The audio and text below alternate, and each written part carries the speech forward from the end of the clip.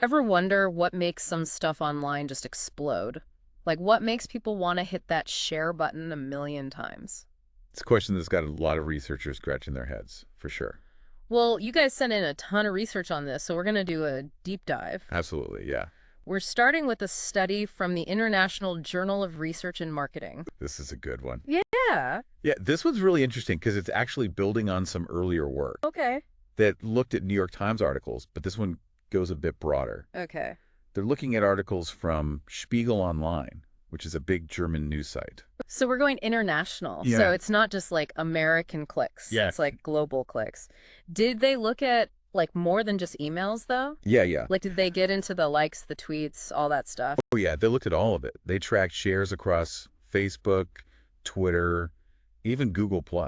Wow, okay. And they were trying to see if certain types of content were more shareable on certain platforms. Okay, yeah. But one thing they found that was pretty consistent across all platforms Right. was that positive articles tended to get shared more. Okay, so that's not too shocking, right? People want to spread the good news. But how did they measure positivity? Like, were they just reading these articles and being like, yeah, this feels positive? It was a little more scientific than that. Um, What they did was they actually calculated the percentage of positive words minus the percentage of negative words. Interesting. So Okay. it wasn't just like, is it all sunshine and rainbows? It was about, the overall balance.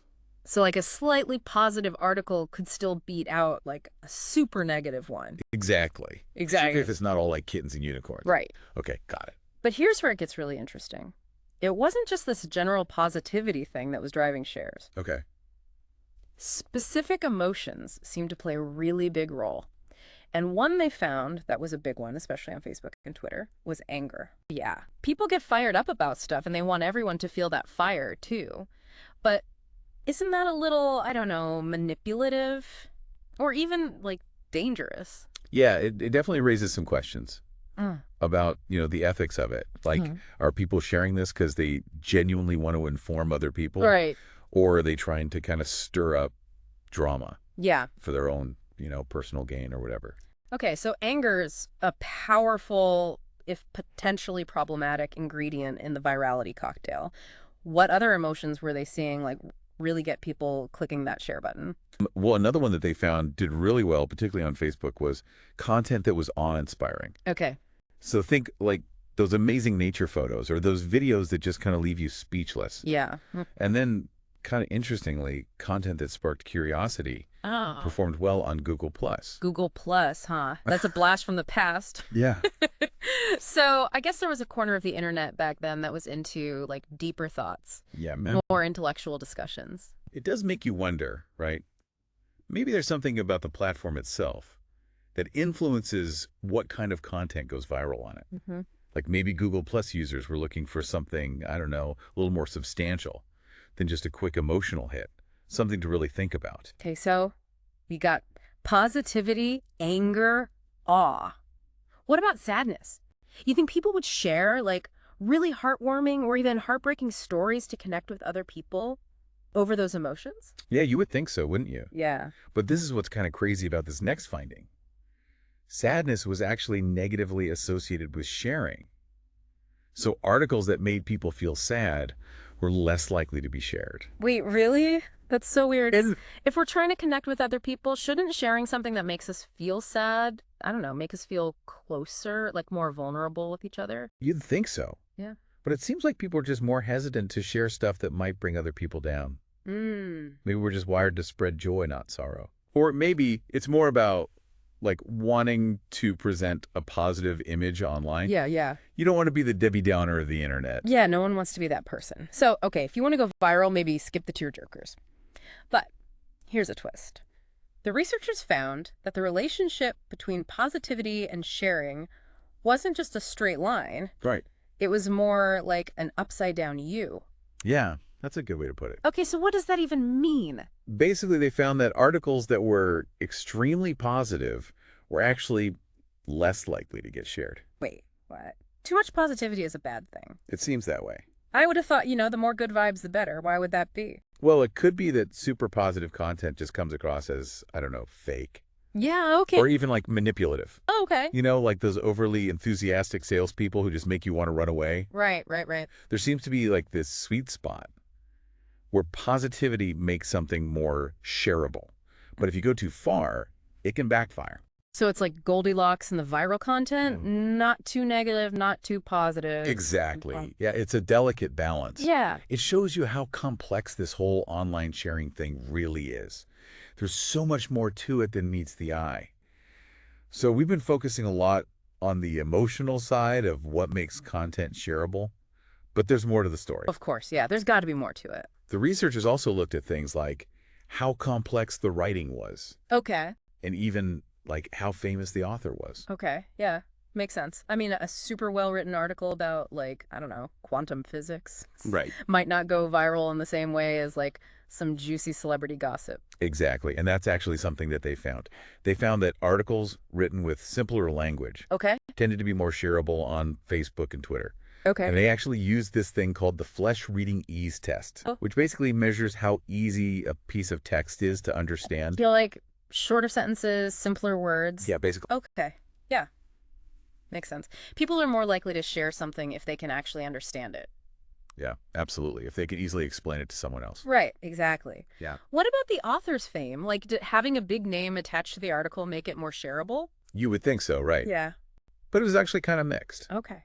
They found that author fame didn't really have much of an impact one way or the other when it came to sharing through email or Twitter. Okay. But get this, it actually had a negative effect on Facebook shares. Wait, what? So, like, articles written by famous people Yeah. were less likely to be shared on Facebook? Why? That is the million-dollar question. Yeah. And it's one of those things where, you know, correlation doesn't equal causation. Right. But it does get you thinking. Yeah. Like, could it be that Facebook users are just more interested in, like, discovering new voices and new perspectives Ooh, that's interesting. rather than just sticking with what they already know? Yeah. Maybe Yeah. there's even, like, a little bit of an insider effect going on. Yeah. Like, sharing something from a lesser-known author makes you look like, you know, you're in the know. Yeah. You're ahead of the curve.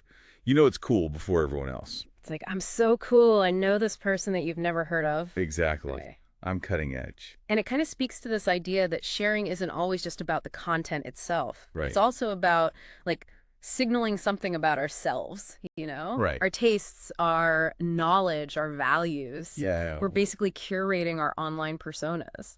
So we've talked about emotions, how complex the writing is, how famous the author is. Right. What other factors did these researchers, like, dig into when they were trying to crack the viral code? Well, they also looked at the timing of articles Okay. and the placement. Oh, like where it shows up on a website. Yeah, exactly. Like prime real estate. Okay. And what they found was that articles that were featured more prominently, especially in those little teaser sections, you know, at the top of a web page, Yeah.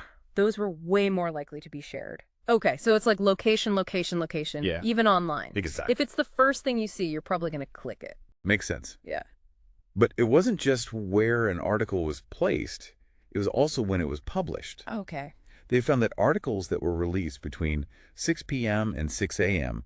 were actually more likely to be shared Oh, that's so across interesting. all platforms. After hours sharing. Why do you think that is? It's a good question. Yeah. Maybe people are just like more relaxed during those off-peak hours. Mm-hmm. They have more time to just like scroll and browse and share stuff. Yeah. Or maybe it's because there's less competition from other news and content that's being released during the day. Yeah, that makes sense.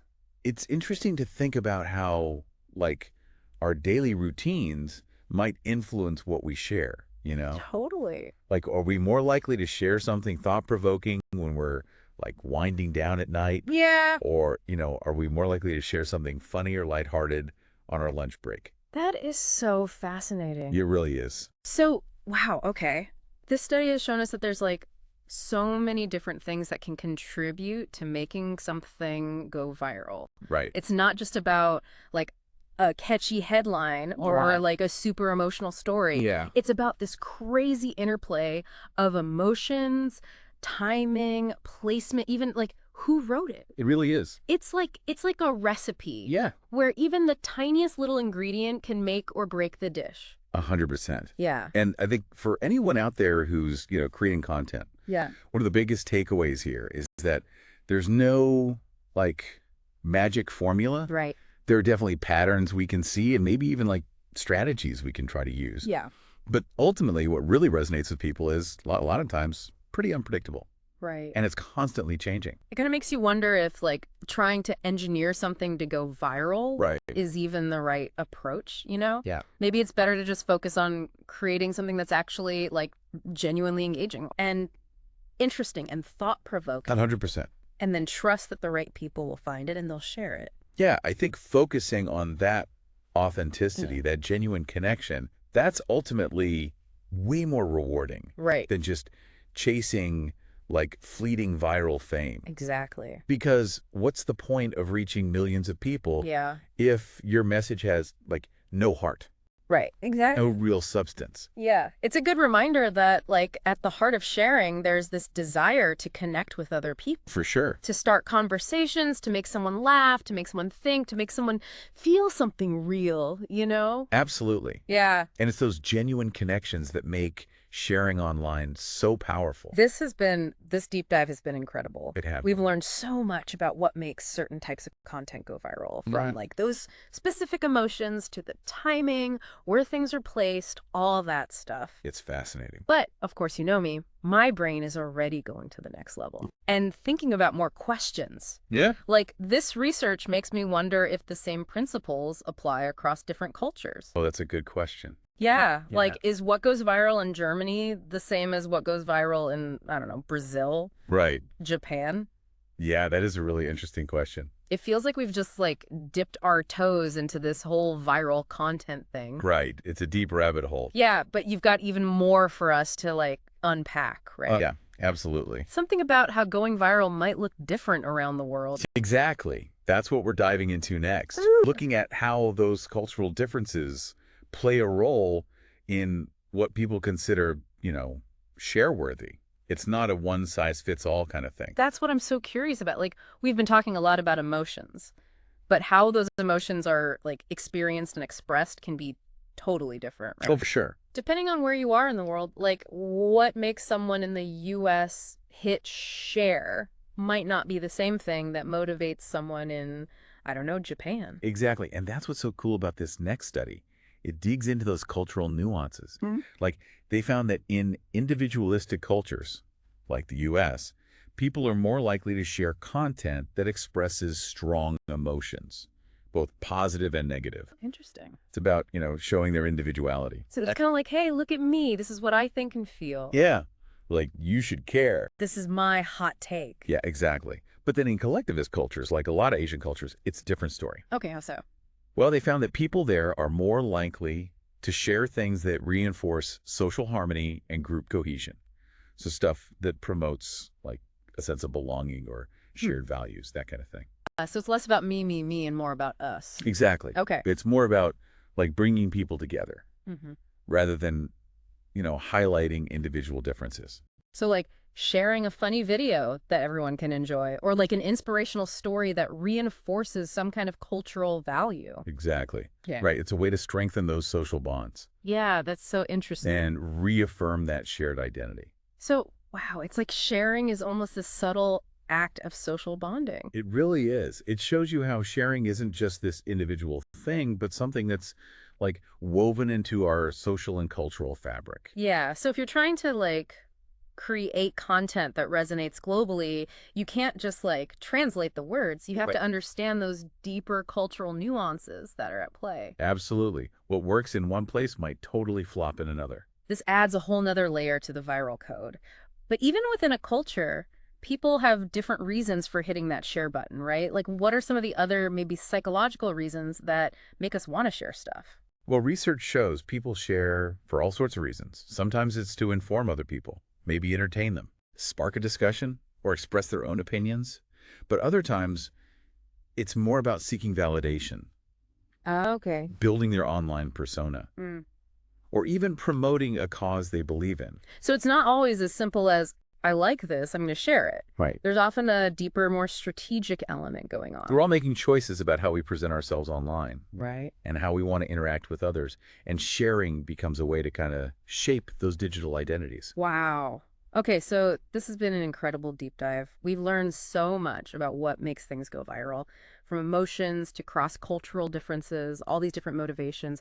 What's like the biggest takeaway for you from all of this? I think the biggest takeaway for me is that sharing is, at its core, a deeply human act. Yeah. It's all about connecting with others, Yeah. expressing ourselves, creating these like online identities. Hmm. And while there are patterns, Yeah. and maybe even some strategies we can use, the magic of sharing really lies in the fact that it's so unpredictable Right. and always changing. I love that. Yeah, it's a good reminder that behind every viral post, every video, every article, there's this whole web of emotions, motivations, cultural influences. Really is. And that, like, trying to force something to go viral is probably not going to work as well as just creating something authentic Right. that's engaging, that speaks to our shared human experience. Couldn't have said it better myself. Yeah. At the end of the day, it's about creating those genuine connections Yeah. and sparking conversations that matter. This deep dive has been amazing. I hope you guys listening have been inspired to think a little differently about the stuff you see online Hope so too. and the stuff that you share, because understanding like the why behind the what can help us all navigate the digital world in a more conscious way and connect with each other in a more meaningful way. Absolutely. Thanks for joining us on this deep dive. Until next time, stay curious.